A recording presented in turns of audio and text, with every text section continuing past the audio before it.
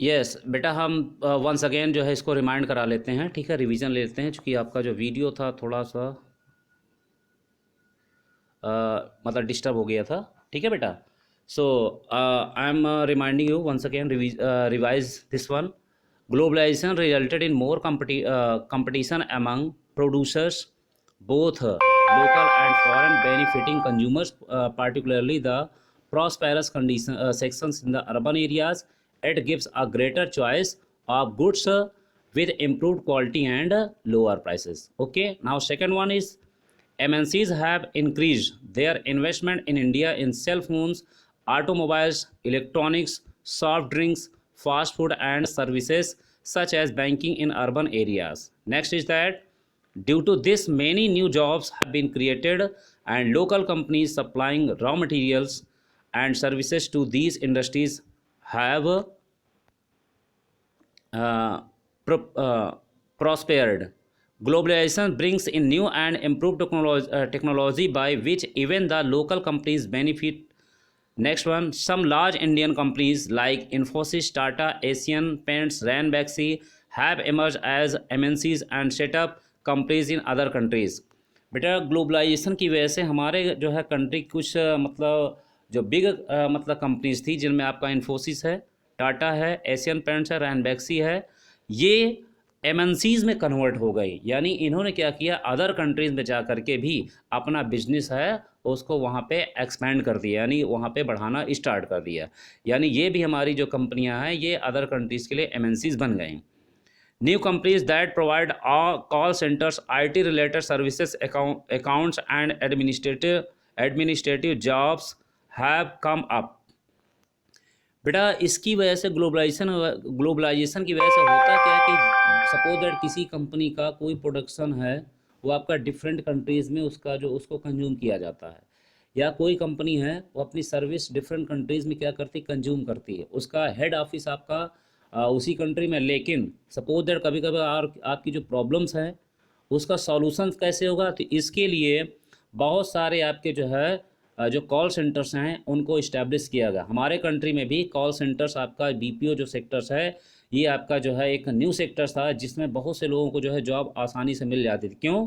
क्योंकि हमारे कंट्री में बहुत अच्छी क्वालिटी की जो है मैन पावर, जिनकी जो कम्युनिकेशन स्किल है वो आप बहुत बड़ी मतलब बेस्ट थी, और मतलब जो है उनको जो वेतन था वो कम सैलरी में भी अच्छी जो है फैसिलिटीज़ अवेलेबल करा, जिसकी वजह से हमारे कंट्री में बहुत सारे जो कॉल सेंटर इस्टेब्लिश हुए, और लोगों को जो है जो जॉब है, रोजगार है, वो आपका मिलने लगा। ठीक है।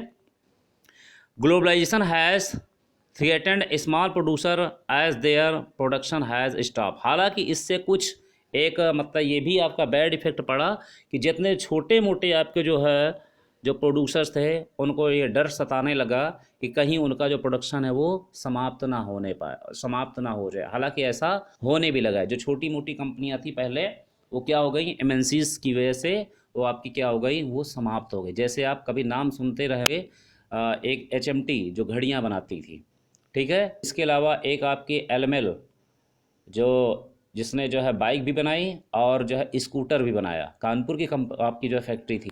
इसी प्रकार आपकी एक बाइक आती थी राजदूत, आपने एक नाम सुना होगा एम्बेसडर।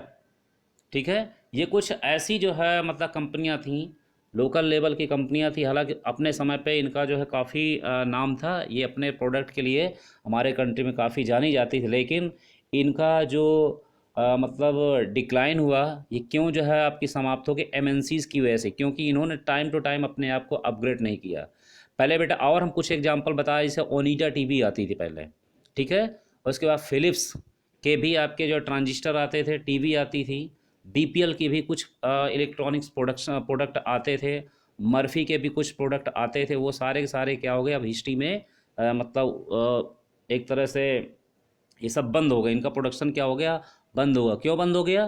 क्योंकि इन्होंने टाइम टू टाइम जो है टेक्नोलॉजी का इस्तेमाल नहीं किया और समय के साथ साथ उसमें इम्प्रूवमेंट नहीं लिया। तो कभी कभार ग्लोबलाइजेशन का जो इम्पैक्ट है वो आपका मतलब एक तरह से कैसे उसका जो पॉजिटिव इफेक्ट है वो हमारे जो है कंट्री के लिए ज़्यादा रहा। ठीक है। अब यहाँ पे आ जाता है growing competition and uncertain employment. सबसे पहले यहाँ पे government step to attract foreign investment, ये थोड़ा सा दिया हुआ है कि गवर्नमेंट का जो कैसे जो है उसने जो कदम उठाए जिसकी वजह से फॉरेन इन्वेस्टमेंट को क्या किया जाए, आकर्षित किया जाए। In recent years the central and state government in India are taking special steps to attract foreign companies to invest in India.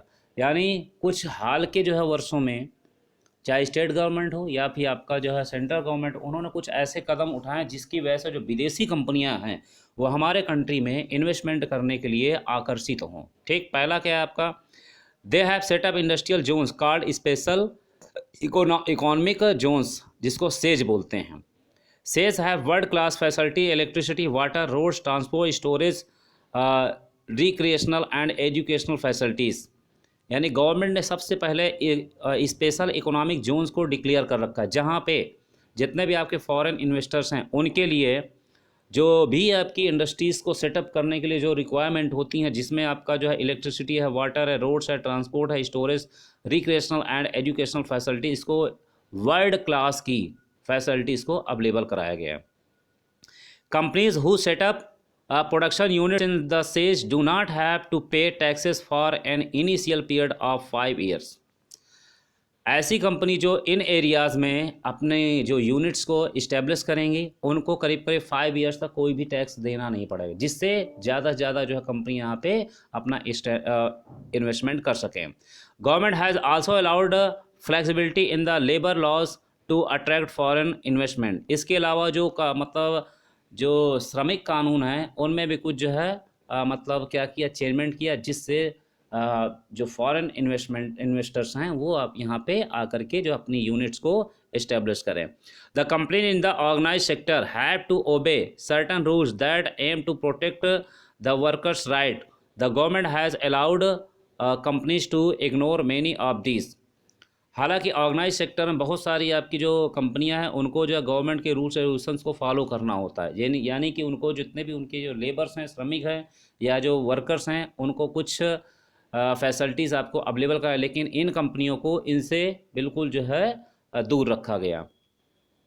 Instead of hiring workers on a regular basis companies hire workers flexibility for short periods when there is intense pressure of work. This is done to reduce the cost of labor for the company।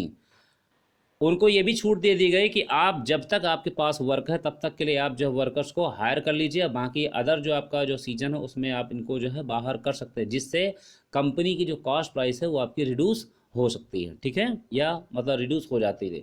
ये facilities government के द्वारा available कराई, जिससे ज़्यादा से ज़्यादा foreigners जो आपके इन्वेस्टर्स हैं वो हमारे कंट्री में, हमारे स्टेट में इन्वेस्टमेंट कर सकें।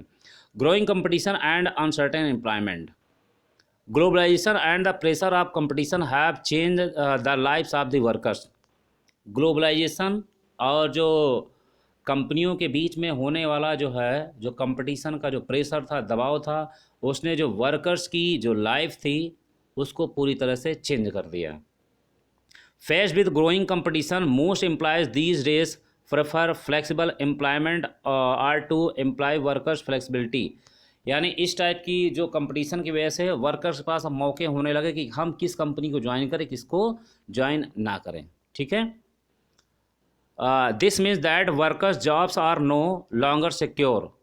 इसका मतलब क्या था कि जो है जो वर्कर्स की जो जॉब थी वो आपकी ज़्यादा समय तक सिक्योर नहीं होती थी। It's typical example is the garment export industry. ये आपका जो है टिपिकल जो आपका एग्जांपल कहाँ पे, गारमेंट इंडस्ट्री में मिलता है। क्योंकि गारमेंट में बेटा क्या होता है, एवरी 3 मंथ या 6 मंथ या एवरी ईयर उसमें जो है चेंजमेंट आपका होता रहता है। न्यू जो आपकी डिज़ाइन है वो मार्केट में लॉन्च कर दी जाती हैं, तो नेक्स्ट ईयर उस जो है डिज़ाइन को लोग पसंद नहीं करते, तो वो आपका क्या होता है, वो आपका यूजलेस हो जाता है। Indian garment exporters try to cut their own cost by reducing labor cost as raw material cost cannot be reduced। जो इंडियन आपके गारमेंट एक्सपोर्टर्स थे वो जो है सोचते थे हम ऐसा करें, लेबर की जो कॉस्ट में हम रिड्यूस कर देते हैं, क्योंकि जो रॉ मटेरियल की जो कॉस्ट है उसमें रिडक्शन नहीं किया जा सकता है। So they employ workers only on a temporary basis. इस प्रकार जो है उन्होंने टेम्परेरी बेसिस टेम्परेरी बेसिस का मतलब क्या होता है, कॉन्टेक्चुअल, यानी ठेकेदारी जो व्यवस्था थी उसको जो है कंपनियों ने लागू करना स्टार्ट कर दिया। यानी ठेके पर अब कंपनी डायरेक्ट जो क्या करने लगी, डायरेक्ट जो है लोगों को रिक्रूट नहीं करने लगी, उन्होंने बीच में एक जो है दलालों को यानी कॉन्ट्रैक्टर को, बीच में मीडिएटर को जो है मतलब मीडिएटर से अपना जो है, जिसको हम कंसल्टेंसी भी कहते हैं, तो इसकी वजह से क्या होता है कि कुछ पीरियड्स के लिए ही वो लोग क्या करते हैं, पूरा काम ठेके में जो है दे देते हैं, और वर्क करने के बाद उनको जो है अदर जो फैसिलिटीज़ है, बहुत सारी फैसिलिटीज़ होती हैं जिनको ऑर्गेनाइज सेक्टर को अपने वर्कर्स को अवेलेबल करानी होती, तो वो उनसे बच जाते हैं। Workers get very low wages and force to do overtime to manage their expenses. अब इससे हुआ क्या, इससे वर्कर्स को ज़्यादा से ज़्यादा काम करना पड़ा और उनको जो है कम सैलरी में भी करना पड़ सकता है, मतलब वर्क करना पड़ा। क्यों? क्योंकि इतना ज़्यादा कंपटीशन होने लगा। ठीक है। Even in the organise sector workers no longer get the protection and benefits that they enjoyed earlier. ये तो केवल आपका अनऑर्गेनाइज सेक्टर था, जो ऑर्गेनाइज सेक्टर में था उसमें भी धीरे धीरे करके जो वर्कर्स को पहले फैसिलिटीज़ अवेलेबल होती थी वो धीरे धीरे करके यहाँ पे भी समाप्त होने लगी। ठीक। अब बेटा आ जाते हैं the struggle for a fair globalisation. Globalisation आपका फेयर है, इसके लिए बहुत ज़्यादा आपका स्ट्रगल की ज़रूरत है।